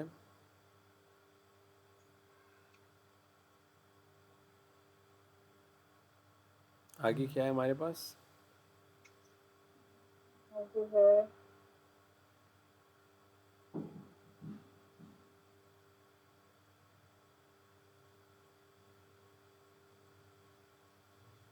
Apgar score. Apgar score में हमारे पास जो है ना, कहते हैं कि ए से अपीयरेंस है और बी से, पी से जो है वो पल्स है और जी से ग्रिमिस है और ए से फिर एक्टिविटी एंड इंस्पायरेशन है। तो ये स्कोरिंग है बेसिकली ना। अब ए से जो अपीयरेंस है, अपीयरेंस में हम देखते हैं कि बच्चा पिंक है या नहीं है। अगर बच्चा पेल है, ब्लू है, तो ये ख़तरनाक बात है, इसको हम ज़ीरो स्कोर देते हैं। जितना स्कोर कम होगा उतना ख़तरा बढ़ेगा, जितना स्कोर बढ़ेगा उतना बच्चे का हेल्दी होना और ये चीज़ें सब आ जाती है उसमें। तो लेट्स स्कोर एबगार का कितना है, ज़ीरो। बच्चे का अपीयरेंस क्या है, ब्लू है, मैं इसको ज़ीरो दूंगा। बच्चे का पल्स नहीं है, पल्स नहीं है तो भी ज़ीरो दूंगा। ज़ीरो पल्स मीन ज़ीरो, तो एबगार स्कोर ख़तरनाक हो गया। इस ग्रिमेस जो है वो कोई रिस्पॉन्स नहीं कर रहा स्टिमुलेशन को। और एक्टिविटी में ये है कि आपने मतलब उसको एक्टिविटी करानी चाहिए, कोई एक्टिव मूवमेंट देखी, मतलब कुछ नहीं देखा, ना कोई फ्लेक्शन हो रहा है आर्म का, ना एक्सटेंशन, कुछ भी नहीं हो रहा, तो समझ जाओ कि स्कोर ज़ीरो है। और रिस्पायरेशन में कोई ब्रीदिंग नहीं तो भी स्कोर ज़ीरो है। तो मतलब ओवरऑल ना, अपेयरेंस हो गया, पल्स हो गया, ग्रिमिस हो गया, एक्टिविटी हो गई और रिस्पायरेशन हो गया, ये सारी चीज़ें आ जाती हैं। अब अगर एक्सट्रीमिटीज़ ब्लू है लेकिन सेंट्रल जो मशीनरी है वो पेल है, तो समझ जाओ कि इसका स्कोर एक दोगे। लेकिन पूरा का पूरा बच्चा पेल है, पिंक है, तो फिर हम इसको ना 2 नंबर देंगे, ठीक है। और पल्स अगर 100 से अबव है तो ये हेल्दी बच्चा है, क्योंकि बच्चों का पल्स ओबीएसली ज़्यादा होता है ना। और अगर पल्स 100 से नीचे है तो ये ख़तरनाक, अच्छी बात नहीं है, ये मतलब स्कोर पल्स के लिए एक हो जाएगा। ठीक। फिर अगर ग्रिमिस देखो, ग्रिमिस में कोई क्राई वाई वीक है, मतलब इस तरह ना, तो 1 स्कोर देंगे। लेकिन अगर ज़ोर से रो रहा है और इस तरह ना ख़ुद को मूवमेंट भी कर रहा है तो ये स्कोर 2 हो जाएगा। और अगर एक्टिव मूवमेंट कर रहा है ठीक। तो ये 2 होगा। फिर आर्म्स लेग्स फ्लेक्शन वगैरह एक्टिविटी में आती है। खैर मेरा नहीं ख्याल कि ये एबगार स्कोर हमारे लिए कुछ इस तरह आएगा, ये थोड़ा क्लिनिकल है ना, कुछ ज़्यादा ही क्लिनिकल है। फिर अगर इंस्पिरेशन में वो स्ट्रॉन्ग क्राई है उसका, तो ये भी 2 में आता है, सही है।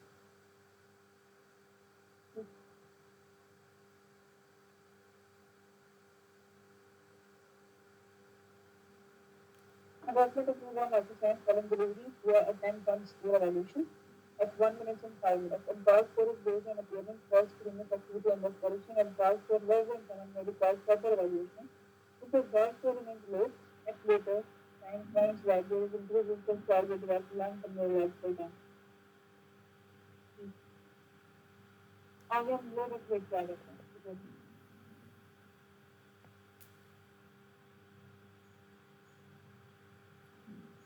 लोग वेट में है कि अगर 2.5 kg से कम का बच्चा है, defined as less than 2500 grams, caused by prematurity or intrauterine growth restriction, associated with increased risk of sudden infant death syndrome and with overall increased mortality.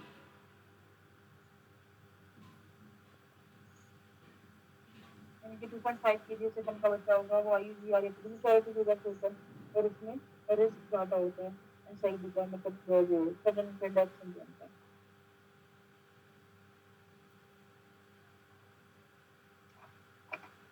आगे लैक्टेशन करें। तो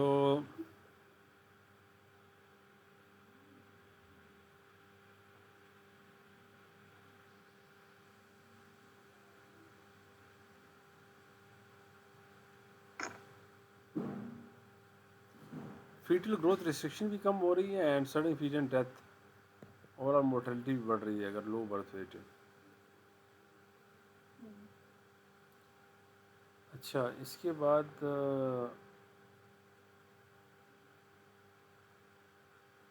हाई बर्थ वेट में ये है ना कि अगर आपके पास बर्थ वेट ज़्यादा है, मोर देन 4000 ग्राम है, सही है, और 4 kg से बच्चे का वेट ज़्यादा है, ये हाई बर्थ वेट है। और इसमें ना फिर कॉन्स्टिट्यूशनल या जेनेटिक प्रॉब्लम्स आ जाते हैं, फीटल की साइड से ये हो सकता है। मैटरनल में फिर ये है कि मैटरनल कॉजेज़ में इसके ओबेसिटी है, डायबिटीज़ है। हमें पता है कि डायबिटिक मदर का जो बच्चा होता है वो हेल्दी होता है, बहुत ज़्यादा है, मैक्रोसोमिक और ये सब कुछ। इंक्रीज रिस्क ऑफ मैटरनल और fetal trauma, for example shoulder distortion, ये भी हमें पता है। अच्छा इंक्रीज रिस्क ऑफ मैटरनल या फीटल ट्रॉमा। ठीक है, आगे चलते हैं। अच्छा, आगे फिर क्या है हमारे पास? लैक्टेशन। देखिए, जो लो बर्थ वेट होते हैं ना, इनमें हाइपोथर्मिया, हाइपोग्लाइसीमिया, हाइपरबिलिरुबिनीमिया, रिस्पिरेटरी डिस्ट्रेस, सही है, ये सारी चीज़ें इसमें आ सकती हैं। फिर हाइपोबिलिरुबिनीमिया कैसे? लिवर इमेच्योर होता है इसलिए, लेकिन इसमें तो हाइपर होना चाहिए। इनका अनकंजुगेटेड बिलिरुबिन बढ़ता है।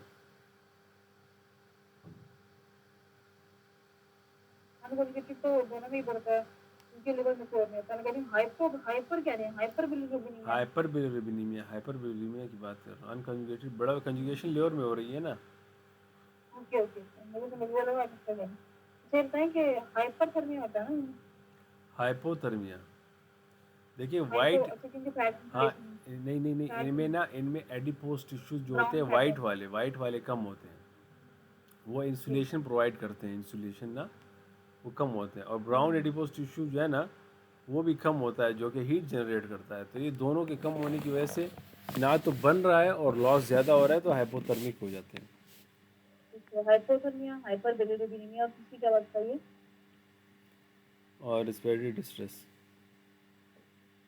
वो बोल ही रहा था। सर्फेक्टेंट्स कम होते हैं ना इस वजह से। नहीं नहीं, वो तो ठीक है। मैं कह रही हूँ कि आपने एक और भी चीज बताई थी, हाइपोथर्मिया, हाइपरबिलिरुबिनीमिया, रेस्पिरेटरी डिस्ट्रेस, और एक चौथी चीज बताई थी। हाइपोग्लाइसीमिया, क्योंकि वो जो हाइपोग्लाइसीमिया। मैटरनल ग्लूकोज होता है ना, वो चला जाता है, ख़त्म हो जाता है। तो जी जी। हाँ, तो फीटल जो जनरेशन है ना ग्लूकोज की, वो इनसफिशेंट होती है। चलो आगे चलते हैं लैक्टेशन। अच्छा, अब आगे बात करते हैं किस चीज़ पर, लैक्टेशन पर ना। तो लैक्टेशन में हमारे पास ये है कि after parturition and delivery of placenta, rapid decrease in estrogen and progesterone disinhibits the prolactin. Initiation of lactation, एक मिनट, अच्छा, इनिशिएशन ऑफ लैक्टेशन, तो आपने जब प्रोलैक्टिन और ईस्ट्रोजन और प्रोजेस्टेरोन को कम कर दिया, तो जो प्रोलैक्टिन था उसकी जो इफ़ेक्ट था ब्रेस्ट पर, वो स्टार्ट हो गया। क्यों? क्योंकि ये दोनों इनहिबिट कर रहे थे उसको। Suckling is required to maintain milk production and ejection, since increased nurse stimulation increase oxytocin और प्रोलेक्टेरोन। सक्लिंग की वजह से प्रोलैक्टिन एंड ऑक्सीटोसिन दोनों बढ़ रहे हैं। प्रोलैक्टिन क्या करें? Induces and maintain the lactation and decrease the reproductive function, while oxytocin assists in milk letdown, also promotes uterine contraction। तो मतलब ये हुआ कि जो लैक्टेशन है उसको मेंटेन करने के लिए प्रोलैक्टिन है, और ऑक्सीटोसिन उसके लेट डाउन में हेल्प करता है, लेट डाउन में, along with uterine contraction। तो breast milk is the ideal nutrition for infants less than 6 months old, why containing immunoglobulin, conferring passive immunity mostly like IgA, तो macrophage, lymphocytes। breast milk reduces infant infection and is associated with reduced risk for child develop asthma। तो मतलब अगर मैं ये कहूँ कि एक तो इम्यूनिटी में आईजीएस आ गए, एक तो लेम्फोसाइट मैक्रोफेज आ गई, इम्यूनिटी तो ठीक है। अब एस्थमा को कैसे प्रिवेंट कर रहा है, एलर्जी को कैसे कम कर रहा है, डायबिटीज़, ओबेसिटी, तो ये अजीब सी बात है। Guidelines recommend exclusively breast feed infant get vitamin D and possibly iron supplementation. तो मतलब ब्रेस्ट मिल्क में विटामिन डी नहीं है एंड आयरन नहीं है, and breast feeding facilitates bonding with the child, क्योंकि ऑक्सीटोसिन है। ब्रेस्ट फीडिंग और donating milk reduces the risk of breast and ovarian cancer. तो यानी कि ब्रेस्ट फीड देना या फिर डोनेट करना मिल्क को कहते हैं ये कैंसर के रिस्क को कम कर देते हैं। और ब्रेस्ट फीडिंग फैसिलिटीज बॉन्डिंग, अच्छा बस ये इसमें और कुछ नहीं है। और ये अजीब सी बात नहीं है, इस्तेमा इस्तेमा और डायबिटीज़ वाइबिटीज़ ये उन्होंने। बहुत हाँ मुझको जो emphasize breast milk reduces infection when surgery will improve risk of gradual develop asthma, allergies, diabetes, and hypertension, obesity. Okay, guidelines recommend exclusively breastfeeding women with vitamin D, and possibly iron supplementation. अच्छा, फिर क्या है हमारे पास? यानी कि breast milk में vitamin D और iron कम होता हाँ है ना? इसलिए हमें उनको सप्लीमेंटेशन लेनी चाहिए। या बिल्कुल। फिर यही बात कर रहे हैं ना? हाँ नहीं है, आपने देना है ना। breastfeeding facilitates bonding with child. Breastfeeding automatic multiple ये बहुत creates a ज़रूरी stress. बात है, ये जो विटामिन डी और आयरन वाली बात है ना, ये ज़रूरी है। हम्म, इसको आप मतलब ये हमें पता होना चाहिए। ठीक है, ठीक है, आगे चलते हैं।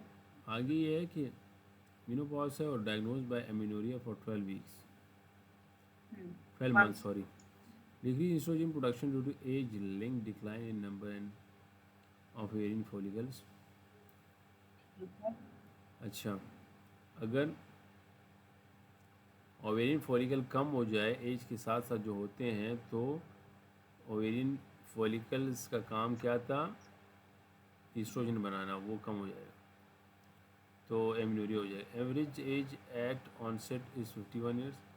Earlier in people who smoke tobacco, usually preceded by 4 to 5 years of normal menstrual cycles.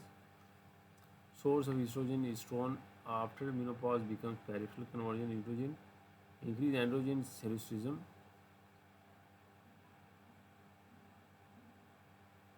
and increased FSH is specific for menopause.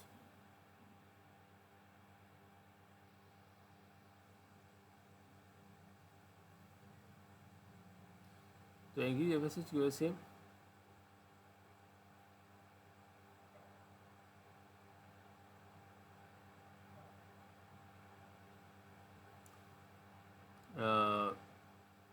मैरिक FSH बहुत ज़्यादा हो तो ये loss of negative feedback on FSH है, एस्ट्रोजन कम है। ये जो टेस्ट कराना होगा तो एफएसएस के अलावा कुछ चेक करते हैं, एफएसएस लेवल बहुत ज़्यादा बढ़े हुए हैं। तो एस्ट्रोजन कम होते हैं, FSH बहुत ज़्यादा बड़े होते हैं, LH ज़्यादा होते हैं, क्योंकि नेगेटिव फीडबैक चला गया है ना। GnRH नेगेटिव फीडबैक का क्या मतलब है? फॉलिकल रिलीज ही नहीं हो रहे, फॉलिकल रिलीज नहीं हो क्योंकि रहे देखिए तो पॉलीगल रिलीज नहीं हो रहे, एस्ट्रोजन बहुत ज़्यादा रिलीज हो रहा है, एस्ट्रोजन बहुत ज़्यादा, सॉरी एस्ट्रोजन कम रिलीज हो रहा है। जब फॉलिकल्स ही नहीं होंगे तो एस्ट्रोजन नहीं होगा, एस्ट्रोजन नहीं होगा तो एफएसएस ज़्यादा से ज़्यादा रिलीज होता रहेगा कि भाई मज़ीद रिलीज हुआ है एफएसएस ताकि एस्ट्रोजन ज़्यादा बने। तो एस्ट्रोजन कम होगा और एफएसएच बहुत ज़्यादा बढ़ा हुआ होगा नेगेटिव फीडबैक कंडीशन की वजह से। ये अब हार्ट इसमें क्योंकि फ्लैशेस। हमने पढ़ा था कि सबसे ज़्यादा मेजर सोर्स होते हैं ओवरीज, क्योंकि वहाँ फॉलिकल्स होते हैं, एस्ट्राडायोल। सेकंड मेन सोर्स हमने पढ़ा था पेरिफेरल फैट जो होता है उस पेरिफेरल एडिपोज टिश्यूज, वो सब सेकंड सोर्स होते हैं। और उसके बाद एस्ट्रायोल और फिर एस्ट्रोन होता है जो कि प्लेसेंटा से रिलीज हो रहा होता है, वो सबसे कम वाला सोर्स होता है। अब क्योंकि हमारे पास अभियाना प्लेसेंटा एंड ओवरीज है तो एक ही सोर्स है पेरिफेरल कन्वर्जन, वो एस्ट्रोजन बनाएगा। दूसरी तरह source of oestrogen oestrone after menopause becomes the peripheral conversion of androgens. Increase androgen होंगे तो क्या होगा? एंड्रोजन में कन्वर्ट होंगे, एंड्रोजन में ज़्यादा होंगे तो एस्ट्रोजन होगा। ठीक है, बाहर आएंगे। हार्मोनल चेंजेस क्या होते हैं इसमें कि एस्ट्रोजन कम होगा, एफएसएच ज़्यादा होगा बहुत कंपेयर टू एलएच, क्योंकि एलएच सर्ज भी नहीं होगी, जीएनआरएच ज़्यादा होगा नेगेटिव फीडबैक कंडीशन की वजह से। कॉजेज में क्या आ सकते हैं? एवोक्स के नाम से हॉट फ्लैशेस, यानी कि इसमें क्या क्या होगा? हॉट फ्लैशेस होंगे, एट्रोफी ऑफ वजाइना, ऑस्टियोपोरोसिस, क्योंकि ऑस्टियोक्लास्ट ज़्यादा होते हैं हमारे पास। ठीक है, इसके अलावा ओस्टियोक्लास्ट का फंक्शन एस्ट्रोजन नहीं इनहिबिट करना होता है ना वो भी। एस्ट्रोजन जब नहीं होगा तो ओस्टियोक्लास्ट का फंक्शन ज़्यादा होगा, इसलिए ओस्टियोपोरोसिस होगी। कोरोनरी आर्टरी डिजीज होगी। हमें पता है कि एचडीएल कम करते हैं, एचडीएल एस्ट्रोजन का काम था कि एचडीएल ज़्यादा करता है और एलडीएल को कम करता है। तो अब अगर एस्ट्रोजन नहीं होगा तो एचडीएल कम होगा, एलडीएल ज़्यादा होगा, जिसकी वजह से थ्रोम्बोसिस के, हाइपरकोagulability के, एथेरोस्क्लेरोसिस के चांसेस ज़्यादा होंगे, कोरोनरी आर्टरी डिजीज़ के चांसेस ज़्यादा होंगे। इसके अलावा स्लीप डिस्टर्बेंसेस, ये सब चीज़ें होती हैं एस्ट्रोजन के कम होने की वजह से। Menopause before age 40 suggest primary ovarian insufficiency, यानी कि उस फीमेल में ओवरी में फॉलिकल्स की कमी थी, इसलिए प्रीमेच्योर ओवेरियन फेलियर हो जाता है। मे occur in females who have received chemotherapy or radiation therapy। ठीक है।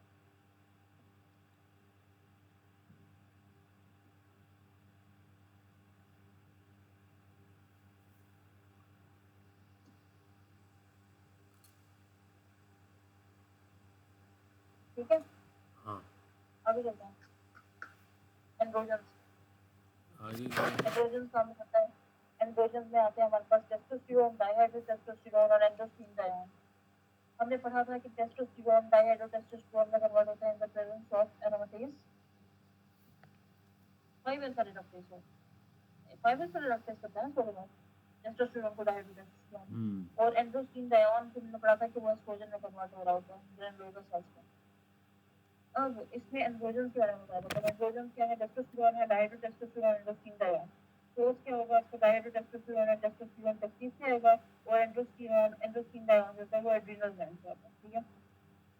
अब इसमें है पोटेंसी के बारे में बता रहा है कि डायहाइड्रोस्टेरोन सबसे ज्यादा पोटेंट है, फिर टेस्टोस्टेरोन एंड देन एंडोस्टिन डायोन। फंक्शन क्या होगा इसमें? टेस्टोस्टेरोन का फंक्शन होता है कि डिफरेंशिएशन और एपिडिडीमस वॉल डिफरेंस, क्योंकि हमने पढ़ा था जितने भी हार्मोन्स हैं ये एक्सटर्नल जेनिटेलिया बना देते हैं। तो उसमें epididymis vas deferens, semiconjugate internal genitalia except prostate, ये यानी कि इंटरनल जेनिटेलिया जितना भी होगा वो एक्सेप्ट प्रोस्टेट सारा का सारा टेस्टोस्टेरोन में बना। हमने जब ये डिफरेंशिएशन पढ़ी थी तो हमने ये पढ़ा था ना कि जितने भी हमारे पास ये इंटरनल स्ट्रक्चर होते हैं, इंटरनल इंटरनल जेनिटेलिया, वो सब कराना होता है टेस्टोस्टेरोन में। और जब टेस्टोस्टेरोन 5 अल्फा रिडक्टेज की प्रेजेंस में डाइहाइड्रोटेस्टोस्टेरोन में कन्वर्ट होता है तो वो एक्सटर्नल मेल जेनिटेलिया यानी कि पीनस स्क्रोटम और प्रोस्टेट ये बनाता है। अब टेस्टोस्टेरोन का अगर फंक्शन पढ़ेंगे तो इंटरनल मेल जेनिटल ऑर्गन्स पढ़ेंगे एक्सेप्ट प्रोस्टेट, और डायहाइड्रोटेस्टोस्टेरोन का पढ़ेंगे तो उसमें एक्सटर्नल मेल जेनिटेलिया पढ़ेंगे। अब टेस्टोस्टेरोन में लिखा हुआ है differentiate separate must vas deferens semicological, यानी कि जितने भी इंटरनल जेनिटेलिया एक्सेप्ट प्रोस्टेट वो इसका काम है टेस्टोस्टेरोन का। ग्रोथ स्पर्ट, ग्रोथ स्पर्ट में क्या है? पेनिस, सेमिकोलॉजिकल, स्पर्म, मसल्स, आरबीसी, ये सब चीजें बनानी होती हैं, इसमें ग्रोथ ज्यादा कराता है। डीपनिंग ऑफ वॉइस कराता है मेल्स में। क्लोजिंग ऑफ एपिफाइजियल प्लेट या एस्ट्रोजन कन्वर्टेड फ्रॉम टेस्टोस्टेरोन, तो एपिफाइजियल प्लेट्स होते हैं इसकी क्लोजिंग कराएगा ताकि बोथ ग्रोथ जो है वो रुके, लिबिडो कराता है। और डायहाइड्रोटेस्टोस्टेरोन अर्ली फंक्शन क्या है? Differentiate of penis, scrotum and prostate. Early age में, लेट एज में क्या कराता है? प्रोस्टेट ग्रोथ, बॉल्डिंग, जो बॉल्डिंग होती है इनकी, जो पता है ना कि फैमिली हिस्ट्री होती है जब बंदे जल्दी हो जाते हैं वो भी डायबिटीज की वजह से होता है। इसके अलावा सेबेशियस ग्लैंड एक्टिविटी जो भी इसमें करेंगे। अब इसमें testosterone is converted to dihydrotestosterone by Y alpha reductase which is inhibited by finasteride in the male, androgens are converted to estrogens by aromatase, primarily in adipose tissue and testes। aromatase होता है वो androgen को estrogen में convert करता है। anabolic androgenic steroid use, increase, अगर हम लोग देखें कुछ बॉडी बिल्डर होते हैं जो कि जिम जा रहे होते हैं और जिम जाके वहाँ पे स्टेरॉइड लेते हैं जिससे उनकी जो मसल्स की ग्रोथ है वो ज़्यादा हो, इसको स्टेरॉइड यूज कर रहे थे। एनाबॉलिक एंड्रोजेनिक स्टेरॉइड यूज होता है वो इंक्रीज फैट फ्री मास, मतलब फैट खत्म होगा और मसल ना ज़्यादा होगा, मसल स्ट्रेंथ होगी, परफॉर्मेंस ज़्यादा उनकी बढ़ेगी। Suspect in male who present with changes in behaviour, लेकिन उनमें एग्रेशन आ जाता है बिहेवियर चेंजेस के तौर पे, एक्नी हो जाती है, गायनोकोमेस्टी हो जाते हैं। ठीक है, ये सब चीज़ें हो जाएंगी। और इंक्रीज हीमोग्लोबिन एंड हेमाटोक्रिट क्योंकि आरबीसी को भी बढ़ाना होता है इसमें। अब देखो स्मॉल टेस्टिंग होंगी क्योंकि जब हम बाहर से टेस्टोस्टेरोन दे रहे हैं तो जो बॉडी वाला सीरम टेस्टोस्टेरोन है वो कम हो जाएगा ना। हम्म। देखो जब हम बाहर से स्टेरॉइड दे रहे हैं तो पीछे से इनहिबिशन हो जाएगी, फीडबैक इनहिबिशन की वजह से बॉडी में टेस्टोस्टेरोन कम बनेगा जिसकी वजह से टेस्टिस भी स्मॉल होंगी, हाइपोथैलेमोस पिट्यूटरी एक्सेस इनहिबिशन होगी। और इसके अलावा क्या होता है कि इंट्रा टेस्टिकुलर टेस्टोस्टेरोन कम होगा जिसकी वजह से टेस्टिकुलर साइज कम कम कम कम एजोस्पर्मिया हो जाएगा, तो इनफर्टिलिटी के चांसेस भी बढ़ते हैं एजोस्पर्मिया की वजह से। फीमेल्स में प्रेजेंट विद विजुअलाइजेशन, और अगर फीमेल्स ये लें तो उसमें क्या होगा? विजुअलाइजेशन होगी। क्योंकि फीमेल्स में जब हम टेस्टोस्टेरोन लेंगे तो वैसे ही कम होता है, लेकिन अगर हम बाहर से कुछ इस तरह एंड्रोजन देंगे तो हिर्सुटिज्म, एक्ने, ब्रेस्ट एट्रोफी, ठीक है, मेल पैटर्न बाल्डनेस, ये सब चीज़ें करा ठीक है। क्यों कराता है? क्योंकि टेस्टोस्टेरोन जब नॉर्मली फीमेल्स में नहीं होता, ठीक है, जब टेस्टोस्टेरोन नहीं होता तो उनमें जो होना ब्रेस्ट डेवलपमेंट, एक्ने, हिर्सुटिज्म में नॉर्मल है। लेकिन हम बाहर से टेस्टोस्टेरोन दे देंगे तो टेस्टोस्टेरोन बॉडी में जाके डायहाइड्रोटेस्टोस्टेरोन में कन्वर्ट हो जाएगा। और डायहाइड्रोटेस्टोस्टेरोन ने बाल्डनेस भी करानी है, ब्रेस्ट एट्रोफी, एक्ने, हिर्सुटिज्म, ये सारी मेल कैरेक्टरिस्टिक्स हैं, इसलिए इसको कह रहे हैं वर्बलाइजेशन हो जाती है।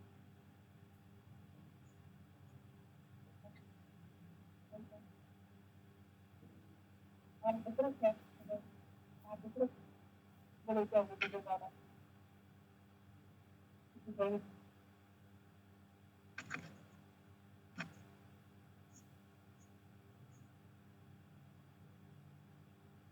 अच्छा अच्छा भाई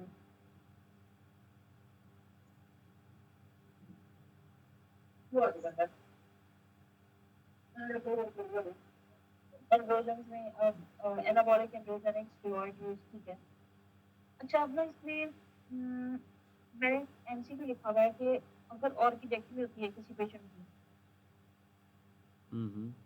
हेलो, तो उसमें अब हमारे पास ऑफ कोर्स जब टेस्ट नहीं होंगी, टेस्टोस्टेरोन नहीं होगा, टेस्टोस्टेरोन नहीं होगा तो डायहाइड्रोटेस्टोस्टेरोन नहीं बनेगा। उसमें क्या क्या चेंजेस आते हैं? उसमें वही है कि वेट कम हो जाएगा पेशेंट का, लीन वेट, जैसे मसल मास कम होगा तो, और मसल मास नहीं होगा लेकिन फैट डेपोजिशन, सबक्यूटेनियस फैट, ये चीजें बढ़ जाएंगी। लीन वेट कम है लेकिन मसल मास कम होगा लेकिन फैट डेपोजिशन ज्यादा, क्योंकि एस्ट्रोजन ज्यादा होगा, ठीक है। हम्म। ऐसे ही होता है ना, टेस्टोस्टेरोन और एस्ट्रोजन का बैलेंस होता है फीमेल और मेल बॉडी में। अब हमने मेल बॉडी से टेस्टोस्टेरोन निकाल दिया तो जो एस्ट्रोजन के इफेक्ट्स होंगे ना वो ज्यादा होंगे। एस्ट्रोजन के इफेक्ट होने की वजह से फैट डेपोजिशन ज्यादा होगी, लीन वेट जो होता है वो कम होगा, यानी कि मसल मास कम होगा। बॉडी हेयर, अब क्योंकि टेस्टोस्टेरोन ही नहीं है तो डायहाइड्रोटेस्टोस्टेरोन ही होगा, तो बॉडी हेयर कम होंगे, एरोस्पर्मिया हो जाएगा, इरेक्टाइल डिस्फंक्शन होगा, ठीक है, ब्रेस्ट इनलार्जमेंट होगी। मतलब एस्ट्रोजन के जो इफेक्ट्स हैं वो ज्यादा आना शुरू हो जाएंगे, क्योंकि टेस्टोस्टेरोन तो है ही, बोन डेंसिटी कम हो जाएगी, टेस्टोस्टेरोन कम होने के बाद प्रोस्टेट वॉल्यूम कम हो जाएगा, अच्छा लिबिडो कम हो जाएगा। और इसके अलावा अब उन्होंने ये पूछा होगा कि प्रोस्टेट वॉल्यूम जो होता है कम हो जाता है, देखिए हमने अभी पढ़ा ना प्रोस्टेट डेवलपमेंट काम किसका है, अभी हमने पढ़ा है। हम्म। तो प्रोस्टेट का जो साइज अर्ली एज में जो प्रोस्टेट की डेवलपमेंट होती है वो होती है डायहाइड्रोटेस्टोस्टेरोन की वजह से, और लेट एज में जो प्रोस्टेट की ग्रोथ होती है वो होती है डायहाइड्रोटेस्टोस्टेरोन की वजह से। जो टेस्टोस्टेरोन नहीं है, डायहाइड्रोटेस्टोस्टेरोन नहीं है तो प्रोस्टेट ग्रो ही नहीं करेगा। इसलिए अगर लेट एज में जाके किसी की हुई है तो प्रोस्टेट की डेवलपमेंट अफेक्ट होगी। तो ये ग्लैंडुलर कंपोनेंट जो होता है इसका कम हो जाता है प्रोस्टेट का डायहाइड्रोटेस्टोस्टेरोन की वजह से, इसलिए प्रोस्टेट वॉल्यूम कम हो जाता है, ये एमसीक्यू आती होगी, सही। ठीक है।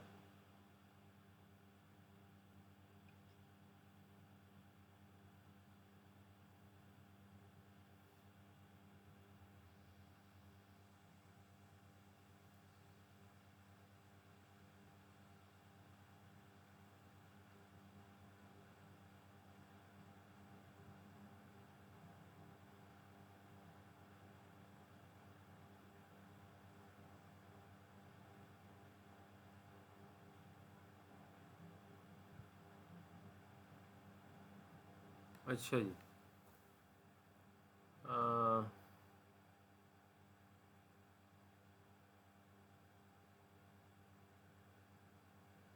आगे हम तो आ ये हो जाते गई हैं बातें हमारे पास। स्टैंडर्ड स्टेजेस ऑफ डेवलपमेंट है। एक मिनट। अच्छा तो फिर आगे है Tanner stages of sexual development, और हाँ इसमें Tanner stage assign independently to genitalia, pubic hair and breast. यानी कि जेनिटेलिया है, हेयर है एंड ब्रेस्ट है। A person can have Tanner stage 2 genitalia, Tanner stage 3 pubic hair, मतलब मिक्स भी हो सकते हैं। Earliest detectable secondary sexual characteristic is breast bird development in female, testicular enlargement in males. तो इसमें बस सिंपल ये इमेजेस दिए हुए हैं। और अगर आप देखिए स्टेज 1 2 3 4, ठीक है, स्टेज 1 में कोई सेक्सुअल हेयर वगैरह नहीं है, सही, प्री प्यूबर्टल एज है ये, इसमें कोई हेयर वगैरह, कोई चेस्ट अपेयरेंस कोई इस तरह कुछ नहीं है, रेज निपल वगैरह ना। अच्छा, फिर अगर आप देखिए स्टेज 2 में, तो मेल एंड फीमेल में क्या है, दोनों में प्यूबिक हेयर अपेयरेंस है एंड टेस्टिकुलर इनलार्जमेंट है in male and breast bud form in female. मतलब यहाँ से आपका ना Tanner stage is just like normal, मतलब जिस तरह हम डेवलप हो रहे हैं till pubertal pre pubertal as.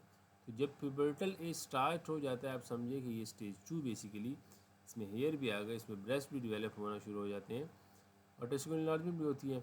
अब ये इन्होंने जो एज बताई है, शायद ये इसमें 5 to 11 8 to 11 ईयर का है, सही, 8 to 11.5 ईयर्स। और स्टेज 3 में फिर डीपनिंग ऑफ द वॉइस है, कोर्सिंग ऑफ द प्यूबिक हेयर, नहीं वॉइस का कुछ नहीं है, कोर्सिंग ऑफ द प्यूबिक हेयर है और penis size and length increase हो जाता है, ब्रेस्ट इनलार्ज हो जाते हैं। तो मतलब ये हुआ कि यही चीज़ें यहाँ पर बढ़ रही हैं, स्टेज 2 वाली स्टेज 3 में बढ़ रही है, 11 to 13 ईयर तक कह रहे हैं। स्टेज 4 में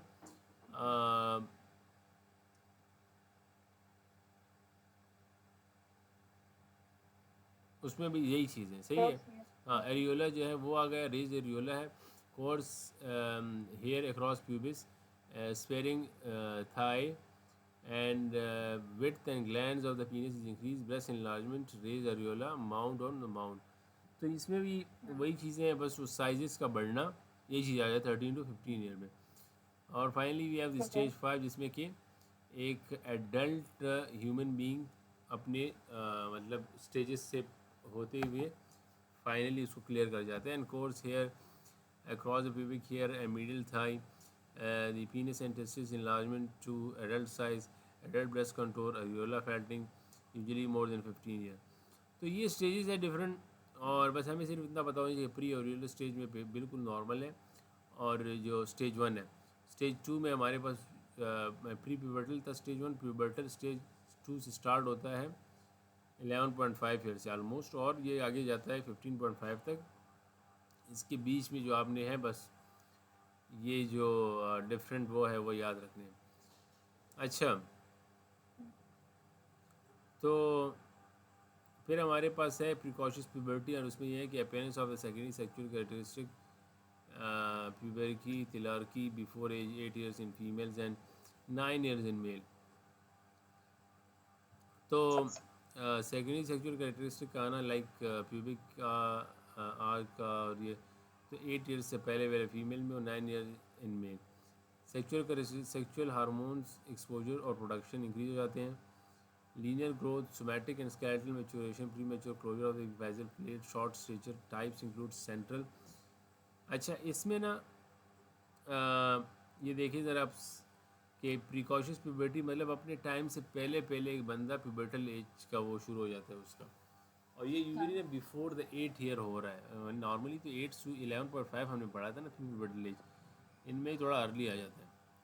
और यहाँ पे exposure to sexual hormone exposure मेरे ख्याल से यही है इसका मेन वो। तो फीमेल में थोड़ा सा अर्ली है, मेल में 9 है, मतलब 1 साल का फ़र्क है दोनों में। अब इसमें होता ये है कि जब आप एक्सपोज कर दो अपने टाइम से पहले पहले बच्चे को उस पर हार्मोन्स को, तो वो ग्रोथ स्पर्ट जो है वो फिर बाद में नहीं होती।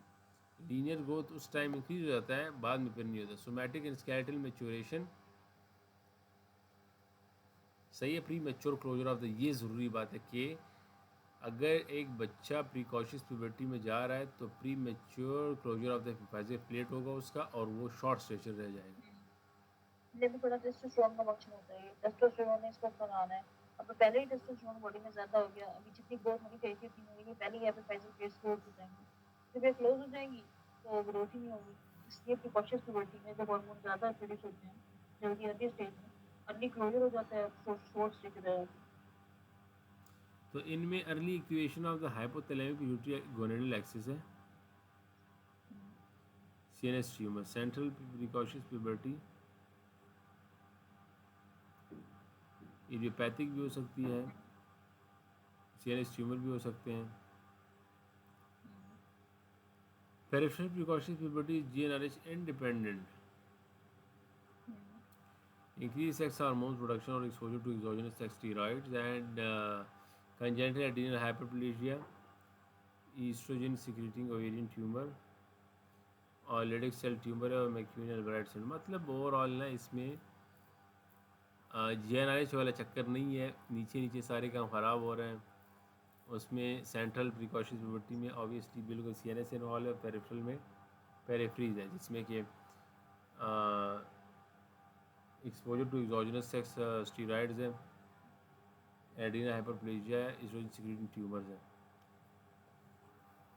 Granulosa cell specially and Leydig cell. तो ये बेसिकली इनमें यही चीज़ें प्रिकॉशंस प्यूबर्टी में। और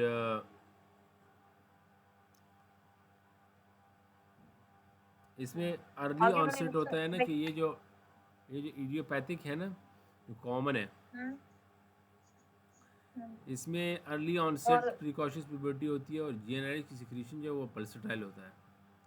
तो हम्म, ईस्ट्रोजन बहुत ज़्यादा बढ़ जाता है और ईस्ट्रोजन जो है वो बोन ग्रोथ को प्रमोट कर रहा है और एपिफाइजल पीरियड को क्लोज करा रहा है। सो बगैर किसी ट्रीटमेंट के पेशेंट जो है ना वो अर्ली ग्रोथ स्पर्ट होगा और शॉर्ट स्टेचर रह जाएगा। हम्म। और ना जो मैक्यूलर रिवर्स सिंड्रोम लिखा हुआ है ना पेरिफेरल प्रोडक्शन सिविलिटी में, ये जेनेटिक डिसऑर्डर होता है। इसमें क्या होता है कि इसमें बोन भी इफेक्ट होती है, स्किन भी इफेक्ट होती है और एंडोक्राइन सिस्टम भी इफेक्ट होता है। जीन एज जीन होती है, ठीक है, नॉन इनहेरिटेड म्यूटेशन है। अब इसमें होगा क्या, अ, इसमें एक क्लासिकल ट्रायड होता है। इसमें क्या होगा, एक तो हमारे पास फाइब्रस डिस्प्लेसिया होता है, hmm. Scar like fibrous tissue develop होता है बोन्स के अंदर, जिसकी वजह से बोन्स फ्रैक्चर जल्दी हो जाती हैं क्योंकि फाइब्रस डिस्प्लेसिया हो रहा है। अब बोन में ऑफकोर्स फाइब्रस डिस्प्लेसिया होगा, बोन वीक होंगी तो जल्दी रखी होंगी, बोन जिस तरह अफेक्ट होंगी। स्किन हम्म। किस तरह अफेक्ट होती है, कैफे अलॉट पोर्शन में पड़े थे। तो कैफे और लैड स्पॉट होते हैं वो इसके होते हैं ब्राउनिश कलर के, स्किन के काफी होते हैं, ठीक है। और जो एंडोक्राइन किस तरह वो हो गई, स्किन हो गई, इसके अलावा एंडोक्राइन किस तरह अफेक्ट होता है कि जो ग्लैंड होते हैं ना हमारे पास, जितने भी एंडोक्राइन ग्लैंड है उनकी सिक्रीशन बहुत ज्यादा होने लग जाती है। तो जैसे ऑटोनॉमसली, ठीक है। तो एंडोक्राइन की हाइपर एक्टिविटी होगी, कैसे लॉन्च स्पोर्ट्स होंगे और साथ फाइब्रस डिस्प्लेसिया होगा बोन। इसी वजह से बोन स्किन और एंडोक्राइन हाइपर एक्टिविटी से सिक्रीशन ज्यादा होंगी, इसलिए फिर जब स्पोर्ट्स हार्मोन की सिक्रीशन ज्यादा होंगी तो पेरिफेरल प्रोडक्शन होगी। अच्छा जी। तो फिर हमारे पास क्या है, डिलेड प्यूबर्टी। डिलेड प्यूबर्टी में ये है कि absence of secondary sexual characteristic by age 13 years in female, 14 years in male, causes hypergonadotrophic hypogonadism, Klinefelter हाँ, Turner, gonadal injuries, chemotherapy, radiotherapy, infection।